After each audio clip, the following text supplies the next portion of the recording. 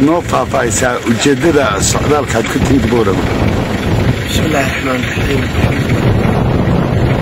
waxaan u mahadnaqayaa mas'uuliyiinta gobolka Siimba deeslasho fiican ee lagu soo dhigay magaalada iyo gobolka. safarkaygu waa safar la xiriira safarradii xukuumaddu xoggaan u noqonaysa xaaladda gobolada. waa safarkii madaxweynuhu gobolada bari ku soo maray ama gobolada dalkaba ku soo maray kii uun baanu weli xidhiidhinaynaa. waa amar madaxweynuhu ku bixiyey dhammaan mas'uuliyiinta xukuumadda inaan caasimadda lagu eegaanin goboladana xaaladooda loo xogaan. marka safarradii baanu xidhiidhinaynaa gobolada dalka oo kan maantana gobol ka mid ah goboladii Somaliland ama goboladii ugu badnaa uu yahay ayaanu maaragtay safarkayga safaradaas oo xidhiidhinaya xaaladda gobolada. muddo intee lagu qaadan doonaa wasiir safarkaagu? safarkaygu waa safar horta dhac oo mas'uuliyiin badan oo kale wax laga yaaba inay ku yimaadaan jamhuuriyadda Somaliland. marka hadda inta xaaladda ka noqonayno intana maaragtay mas'uuliyiinta waraysanayno intana shacabka la kulmayno intay noogu dhamaataban insha Allah joogayno. laakiin hadda maaragtay waqti baa loo xaaladda aad sheegayso maxaa ka mid ah ee aad xaalad kulmi doontaan? xaaladda nololeed, xaaladda caafimaad baa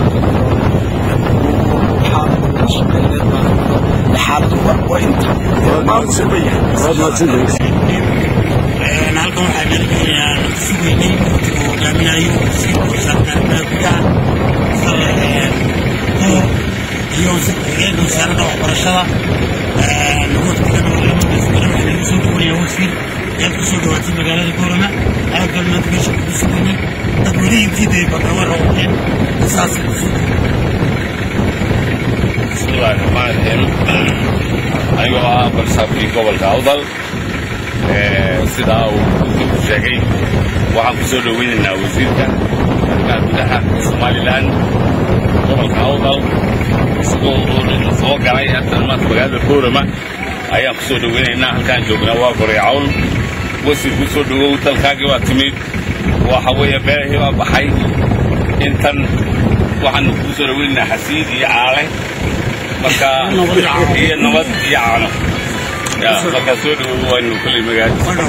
bismillaahi raxmaani raxiim. waan soo dhaweynaynaa wasiirka kulley waxaan ku soo dhaweynaynaa gacmo furan isagoo weliba wasiir markii ugu horreysay ay tahay waxaan leenahay wasiir Boorama iyo deegaankeedii sida runtiina waxaan faraxsanahay inaad noo timaadno maadaamaad markii ugu horreysay noo timday tahay inaad nagala kulanto farxad iyo khayr iyo wax walba inay wax khayr leh taas kusoo dhaweynaynaa. labaad baan kusoo dhawow adiga iyo waftigaaguba